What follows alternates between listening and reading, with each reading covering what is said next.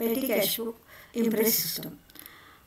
We have studied that petty cash book. First problem I have taken as this problem we have taken, and that we have learned what is petty cash book and how it is maintained.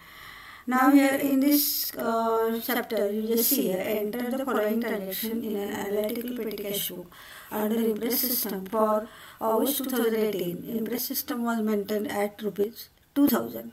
So what is Impress system? Impress system here, it is a very good system of maintaining petty cash book. Impress system estimate is made for petty expenses for a certain period, and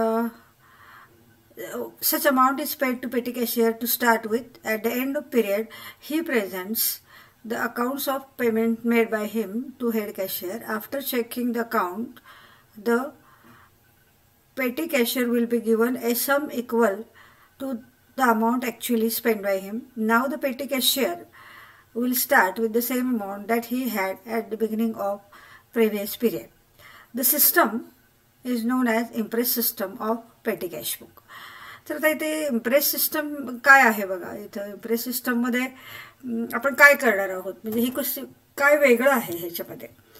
आता आपण अगोदरचं पेटी cash book तयार केलं, त्याच्यामध्ये आपण असं बघितलं की जो बॅलन्स होता तो आपण घेतलेला होता लेफ्ट हँडला, आणि जे एक्सपेन्सेस आहेत ते सगळे राईट हँडला घेतले होते, आणि मग ते आपल्याकडे बॅलन्स होता त्यातनं ते एक्सपेन्सेस लेस केले होते आपण, आणि कॅरीड डाऊन बॅलन्स काढून पुढच्या पिरियडला आपण तो ब्रॉट डाऊन केला होता. तर आता इथं एक ठराविक अमाऊंट दिली जाते कॅशियरला, आणि मग त्या अमाऊंटमधून तो एक्सपेन्सेस करतो. मग जेवढा एक्सपेन्सेस झालेला असतो तेवढा परत त्याला पुढच्या पिरियड करता दिला जातो. आता फॉर एक्झाम्पल आता इथं कसं झालं बघा, या ह्याच्यावरून अगोदर आपण लक्षात घेऊ, मग तुमच्या ते पूर्ण लगेच लक्षात येईल. आता इथं इम्प्रेस सिस्टम किती आहे, 2000 रुपयाचा इंटरेस्ट आहे. 2000 रुपयाचा इंटरेस्ट आहे याचा अर्थ काय, दर महिन्याला त्याला 2000 रुपये मिळणार. मग त्यातला जो बॅलन्स उरेल तो बॅलन्स आपण तो पुढच्या पिरियडला ब्रॉट डाऊन करतो, आणि मग त्या बॅलन्स व्यतिरिक्त जी अमाऊंट आहे ती त्याला मिळते. आता फॉर एक्झाम्पल इथं बघा 2000 रुपयाचा इंटरेस्ट आहे, बरोबर. इथं 2000चा इंटरेस्ट आहे. तर इथं 2000चा इंटरेस्ट आहे, अगोदर त्याचा बॅलन्स किती शिल्लक होता, 150 शिल्लक होता. म्हणजे मागच्या महिन्यामध्ये त्याला 2000 रुपये मिळाले होते, त्यातले त्यानं 1850 रुपये खर्च केले होते, आणि मग म्हणून त्याला जेवढे पैसे खर्च केले होते तेवढे पैसे दिले की त्याचे परत 2000 रुपये होतात. म्हणजे आता मागच्या महिन्याचा बॅलन्स 150, म्हणजे मग 150 सोडून किती अमाऊंट द्यायची त्याला, ही 1850. म्हणजे 2000 मधनं हा बॅलन्स लेस करायचा, आणि उरलेला जो बॅलन्स आहे, उरलेली जी अमाऊंट आहे ती त्याला दिली जाते. म्हणजे जेणेकरून त्याचा बॅलन्स आणि दिली जाणारी अमाऊंट ह्याची बेरीज किती यायला पाहिजे, 2000 यायला पाहिजे. म्हणजे एकंदरीत त्याच्याकडे त्या महिन्यात 2000 रुपये असले पाहिजेत. मग या 2000 मध्ये अगोदरच्या महिन्याचा जो पिरियडचा बॅलन्स असतो तो असतो, आणि मग तो लेस करून उरलेली जी अमाऊंट आहे ती त्याला दिली जाते. आता मागच्या इथं कितीचा इंटरेस्ट आहे त्यांनी स्पष्ट सांगितलेलं आहे, 2000 रुपये. आता काही काही एक्झाम्पलमध्ये ते सांगत सुद्धा नाहीत, आपण ते ओळखून त्याच्याप्रमाणे करायचं असतं. तर आता इथं 2000चा इंटरेस्ट आहे, याचा अर्थ त्याच्याकडे या महिन्यात किती अमाऊंट पाहिजे, 2000 टोटल पाहिजे. त्यातली त्याच्याकडे किती शिल्लक आहे, 150. म्हणजे 150 सोडून जी अमाऊंट आहे ती त्याला तिथं दिली जाते. मग बँक अकाउंटमध्ये ते त्याच्या डिपार्टमेंटला हे ट्रान्सफर केलं जातं. तर अशा पद्धतीनं हे इंटरेस्ट सिस्टम आहे.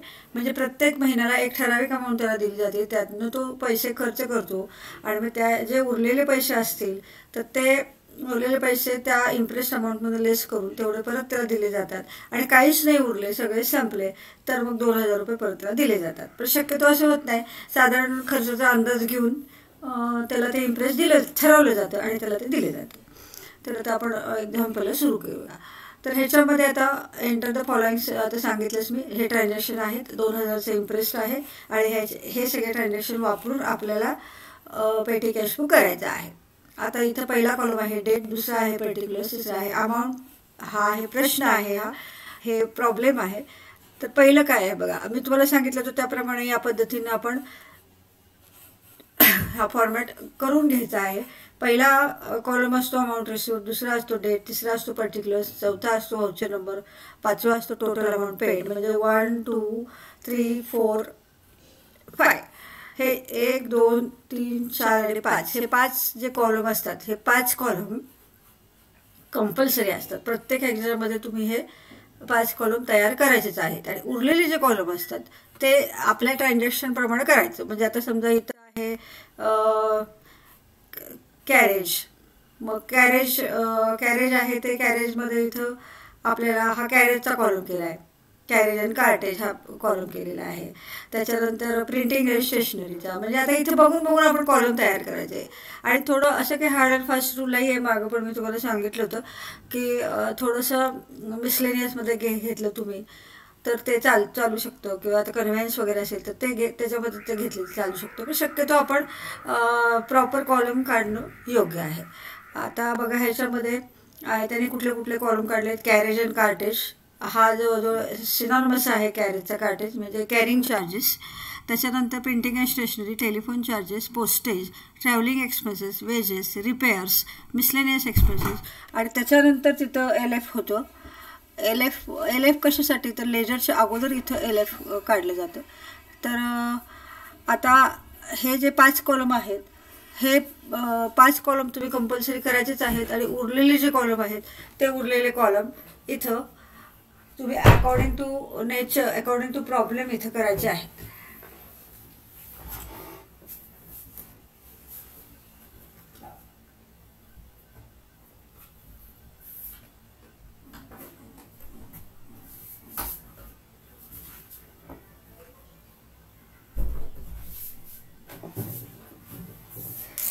तर अशा पद्धतीनं आपण कॉलम कसे करायचे बघितलं.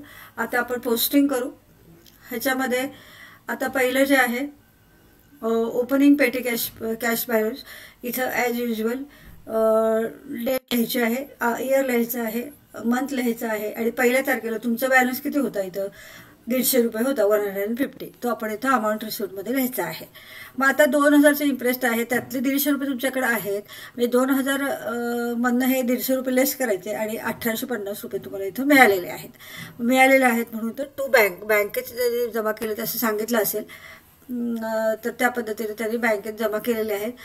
इथे काही सांगितलं नाही, पण जनरली आता बँकेतून व्यवहार होतात हे कन्सिडर करून त्यांनी नाही इथं दिलेलं आहे बघा, cheque received from chief cashier. Cheque received याचा अर्थ चेक रिसिव्ड असेल तर तुम्ही बँक कन्सिडर करायचं आहे. तर चेक रिसिव्ड आहे त्याच्यामुळे इथं टू बँक येणार. आणि कॅश गिव्हर असं म्हणलं असेल तर कॅश येणार. मग cheque received from chief cashier इथं तुम्ही टू बँक असं लिहायचं आहे, 1850. आणि त्याच्यानंतर बघा 5 तारखेपासून सगळे एक्सपेन्सेस आता सुरू झाले. म्हणजे पहिले 2 हे काय आहेत, रिसिप्टचे ट्रान्झॅक्शन्स आहेत, आणि नंतरचे ट्रान्झॅक्शन आहेत ते एक्सपेन्सेसचे ट्रान्झॅक्शन आहेत. तर इथं पेड फॉर कॅरेज ₹18 आणि एनव्हलप 65 असं जर असेल तर तुम्ही तिथं बाय कॅरेज असं लिहायचं आहे. कॅरेजचा एक कॉलम आहे आणि एनव्हलप्सचा स्टेशनरीमध्ये येणार. तर आता बघा इथं 5 तारखेला बाय कॅरेज टोटल अमाऊंटमध्ये पण लिहायचं आहे आणि त्या पर्टिक्युलर खर्चाच्या अमाऊंटमध्ये पण लिहायचं आहे. तर टोटल अमाऊंट आहे 18 आणि कॅरेज पण अमाऊंट आहे 18. दोन्हीकडे लिहायचे. 2 ठिकाणी ह्या एक्सपेन्सेसची एंट्री करायची, एक टोटलमध्ये आणि एक त्या रिस्पेक्टिव्ह कॉलम्समध्ये. आता इथं बाय कॅरेज म्हटलं, इथं टोटल अकाउंटमध्ये इथं 18 आहेत आणि कॅरेजच्या ह्याच्यामध्ये 18 लिहिलेले आहेत आणि एनव्हलप पण त्याच तारखेला आहेत. म्हणून इथं बाय एनव्हलप्स 65 आणि इथं प्रिंटिंग अँड स्टेशनरीला 65 असं आहे. त्याच्यानंतर आहे बघा paid for cleaning and washing charges. तर इथं बाय क्लिनिंग चार्जेस 80 रुपीज आहेत. 80 रुपीज टोटल कॉलममध्ये पण येणार. आणि क्लिनिंगचा कॉलम काढलेला असेल तर क्लिनिंगमध्ये, नाही तर मिसलेनियसमध्ये लिहिलं तरी चालतं. आता इथं आपण काय केलेलं आहे बघूया. इथं क्लिनिंग चार्जेस 80 रुपये घेतलेले आहेत आणि हे 80 रुपये इथं मिसलेनियस एक्सपेन्सेसमध्ये घेतले आहेत बघा. मिसलेनियस म्हणजे किरकोळ एक्सपेन्सेसचा अर्थ होतो, म्हणजे ज्याचा कॉलम आपण नाही काढलेला तो आपण मिसलेनियसमध्ये घेऊ शकतो. तर आता त्याच्यानंतर आहे बघा क्लिनिंग अँड वॉशिंग चार्जेस झाले 80 रुपये. त्याच्यात 8 तारखेचे transaction paid for telephone charges टेलिफोनचा आपल्याला सेपरेट काढावा लागतो कॉलम, मिसलेनियसमध्ये टाकून चालत नाही. मेजर जे एक्सपेन्सेस आहेत ते आपण सेपरेट करायचे आहेत. आता बघा इथं 8 तारीख लिहिले, बाय टेलिफोन 280 रुपये आणि टेलिफोनच्या कॉलममध्ये सुद्धा 280 लिहिलेलं आहे. त्याच्यानंतर आता पेड फॉर डोनेशन, डोनेशन 10 तारखेला लिहिलेलं आहे, तरी ते किती आहे 250 आहे. मग 10 तारखेला इथं बाय डोनेशन टोटल अमाऊंट आहे 250 रुपये आणि डोनेशन एक्सपेन्सेस मिसलेनियसमध्ये घेतलेले आहेत त्यांनी. ॲक्च्युली ही 250 रुपये अमाऊंट आहे. मिसलेनियस असं आपल्याला म्हणता नाही येणार, परंतु त्याने ते त्या मिसलेनियस कॉलममध्ये ॲडजस्ट केलेलं आहे. प्रत्येकाचा कॉलम काढायचं म्हणजे ते खूप मोठं पेटी कॅशबुक होतं. मग सर्वसाधारण जे अनकॉमन आहेत ते अनकॉमन तिथं मिसलेनियस एक्सपेन्सेसमध्ये दिले तरी चालतात. आता त्याच्यानंतर आहे बघा, त्याच्यानंतर काय कॉलम आहे, paid for subscription to newspaper, म्हणजे न्यूजपेपरची वर्गणी दिलेली आहे 120 रुपये. तर ती 120 रुपये सुद्धा त्यांनी मिसलेनियसमध्ये घेतली आहे बघा. इथं 14 तारीख लिहायचं, बाय न्यूजपेपर सबस्क्रिप्शन टोटल कॉलममध्ये आणि परत मिसलेनियस एक्सपेन्सेसच्या कॉलममध्ये त्यांनी इथं 120 रुपये लिहिलेले आहेत. त्याच्यानंतर आहे बघा paid for postcards ₹60 and revenue stamps ₹45.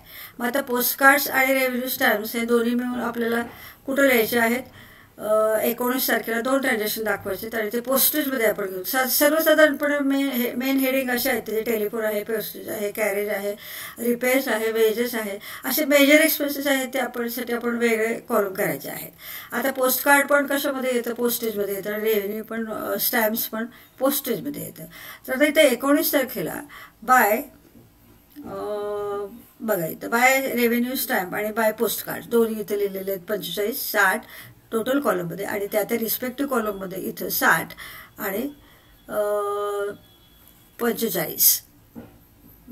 इथं एक मिनिट, रेव्हेन्यू स्टॅम्प हा 45चा आहे.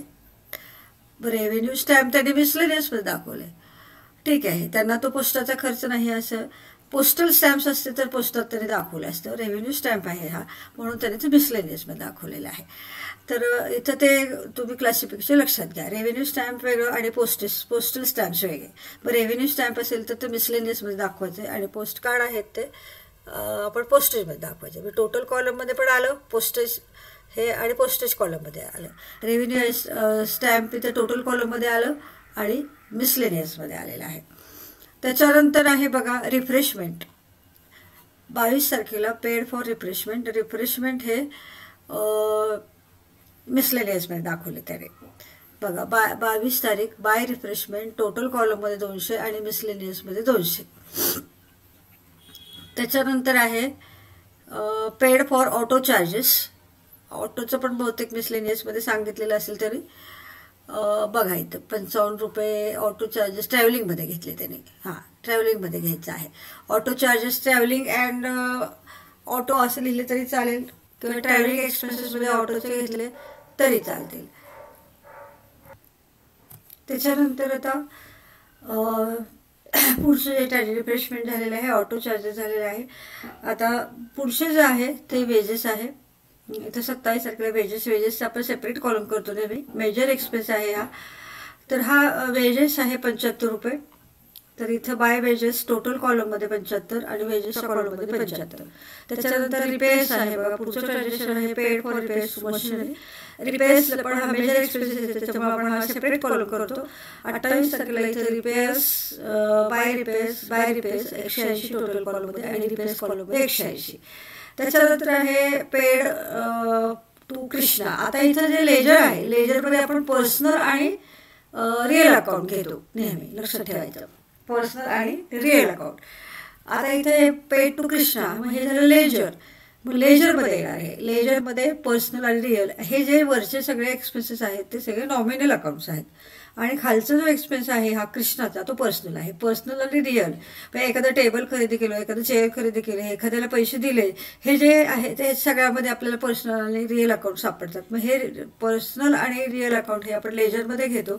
तर इथं 30 तारीख बाय कृष्णा टोटल कॉलममध्ये 500 आणि लेजरमध्ये 500. तर अशा पद्धतीने आपण हे सगळे ट्रान्झॅक्शन्स रेकॉर्ड केलेले आहेत. परत बघा, अगोदरचा बॅलन्स जो होता तो 150 रुपये इथं आपण अमाऊंट रिसिव्हमध्ये द्यायचा आहे आणि मग 2000 रुपये आपल्याला दर महिन्याला मिळणार आहेत. म्हणून हे 150 कट करून उरलेले अमाऊंट चेक दिलाय तो इथे 1850 लिहिलेला आहे. आणि बाकीचे सगळे हे एक्सपेन्सेस आहेत, म्हणजे 5 तारखेपासून ते 30 तारखेपर्यंत हे सगळे एक्सपेन्सेसचे अमाऊंट आपण टोटल कॉलम आणि ॲज वेल एज त्याच्या रिस्पेक्टिव्ह कॉलममध्ये इथं आपण रेकॉर्ड केलेले आहेत. मग आता काय करायचं, आता या सगळ्या एक्सपेन्सेसची बेरीज करायची, ॲडिशन करायची. मग सगळ्या एक्सपेन्सेसची ॲडिशन केल्यानंतर ती ॲडिशन किती आली, 1928. म्हणजे आपला इम्प्रेस किती आहे, आपल्याला मिळालेत किती इथं सगळे मिळून 2000. मग 2000 मधनं हे 1928 हे लेस केले की हा कॅरी डाऊन बॅलन्स निघतो. हा कॅरी डाऊन बॅलन्सला आपण 31 तारीख देणार आहोत. शेवटची तारीख 31 असते. आता हा महिना कुठला दिलाय, ऑगस्टचं खरं तर 31 तारीख असते. तर इथं ते 31 तारीख लिहायची, किंवा कुठलाही महिना असेल तर त्याची जी शेवटची तारीख असेल 30-31 ती लिहायची आहे. ती इथं कॅरी डाऊन बॅलन्स इथं 72 हाच परत फक्त ब्रॉड डाऊन टोटलच्या खाली. म्हणजे आता आपण इथे काय करतो बघा, ही आहे रिसीट साईड आणि ही आहे पेमेंट साईड. मग रिसीट साईडची टोटल आहे 2000, पेमेंट साईडची पण आपल्याला 2000 करण्यासाठी 72 रुपये आपण हा कॅरी डाऊन बॅलन्स काढला. तर दोन्ही आपण लेजर अकाउंट कसं टॅली करतो तसं हे टॅली करायचं आहे 2000 आणि 2000. तर इथं जसं आपण लेजर इथं करतो की बाबा ह्याची टोटल किती आली 2000, ह्याची टोटल किती आली 1928. मग बॅलन्स किती निघाला कॅरी डाऊन. मग दोन्हीकडे आपण 2000 लिहितो आणि हा जो कॅरी डाऊन बॅलन्स आहे तो पुढच्या पिरियड करता टोटलच्या खाली टू बॅलन्स ब्रॉड डाऊन आपण लेजरमध्ये कसं लिहितो तसं लिहायचं आहे. म्हणजे हाच 72 रुपये हा कॅरी डाऊन बॅलन्स पुढच्या पिरियड करता ब्रॉड डाऊन केलेला आहे. आणि मग आता हे 72 रुपये उरलेले आहेत. मग आपल्याला परत त्या पेटी कॅशियरकडे किती पैसे पाहिजेत, आपल्याला 2000 रुपये पाहिजेत. म्हणजे याचा अर्थ बघा, असं आपण लॉजिकली म्हणू शकतो, जेवढे आपल्याला पैसे खर्च केलेले आहेत तेवढे आपल्याला मिळणार परत. म्हणजे तो परत 2000 रुपये बॅलन्स तयार होतो. म्हणजे आता इथे बघा 72 रुपये बॅलन्स आहे आणि 72 रुपये बॅलन्स आहे आणि 1928 रुपये आपले खर्च झाले. म्हणजे ह्या दोन्ही मिळूनची ॲडिशन किती होते 2000. मग तुम्हाला आता 72 रुपये तुमच्याकडे आहेत, म्हणजे तुम्हाला किती दिली पाहिजेत 1928. याचाच अर्थ आपण लॉजिकली कसं लक्षात ठेवायचं आहे, जेवढा आपल्याला आपण खर्च केलाय तेवढा आपल्याला परत मिळालं की आपल्याला 2000 रुपयाचा इम्प्रेस तयार होतो. म्हणजे इथं तुम्ही लगेच कुठल्याही प्रकारची बेरीज वजाबाकी न करता हीच अमाऊंट इथं तुम्ही लिहू शकता. म्हणजे जेवढी तुम्ही इथं एक्सपेन्सेस झालेले आहेत तेवढे तुम्हाला इथं मिळणार आहेत. आणि ह्याच्यामध्ये जर पुन्हा एखाद्या काही कारणानं रिसीव्ह झालेले असतील तर ते कन्सिडर करून आपण काय करायचं त्यावेळेस हे आपण पुढच्या प्रॉब्लेममध्ये बघणार आहोत. म्हणून एवढ्यासाठी काय केलं मी की हा जो प्रॉब्लेम आहे 3 नंबरचा तो अगोदर घेतला. म्हणजे तुम्हाला इम्प्रेस्ड म्हणजे काय कळलं. मग इम्प्रेस्ड असताना सुद्धा समजा एखादी अमाऊंट तुम्हाला रिसिव्ड झाली, म्हणजे काय समजा ओल्ड न्यूजपेपर विकले तर ते रिसिव्ड झालेले ते रिसिट साईडला येणार. मग त्याचं काय करायचं हे आपण पुढच्या प्रॉब्लेममध्ये बघायचं आहे. तर आता ह्याच्यामध्ये तुम्ही काय लक्षात ठेवायचं, जेवढे पैसे इथं खर्च झालेले आहेत तेवढेच पैसे इथे तुम्हाला मिळणार. किंवा दुसऱ्या पद्धतीने कसे लक्षात ठेवा, अल्टरनेटिव्ह मेथड्स असतात अकाउंटमध्ये लक्षात ठेवण्याच्या. दुसरी मेथड कशी आहे, 2000 रुपयेमध्ये तुम्हाला 72 रुपये तुमच्याकडे शिल्लक आहेत, म्हणजे उरलेली अमाऊंट तुम्हाला मिळायला पाहिजे. म्हणजे 2000 मध्ये 72 रुपये लेस केल्यावर 1928 अमाऊंट येते. असं पण लक्षात ठेवलं तरी चालेल. किंवा इथं कुठलंही रिसिव्ड नसेल, अमाऊंट रिसिट नसेल, तर तिथं अमाऊंट रिसिट नसल्यानंतर नुसता इम्प्रेस असेल तर जेवढे तुम्ही खर्च केले तेवढे इथे लिहिलं तरी चालेल. परत पुढच्या प्रॉब्लेममध्ये तुम्हाला परत एकदा हे रिमाइंड करेन.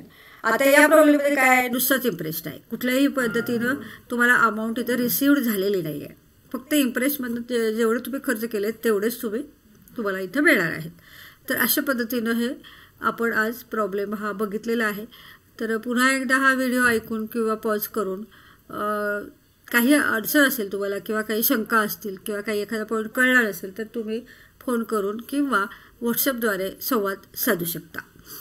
So today we stop here. Thank you very much.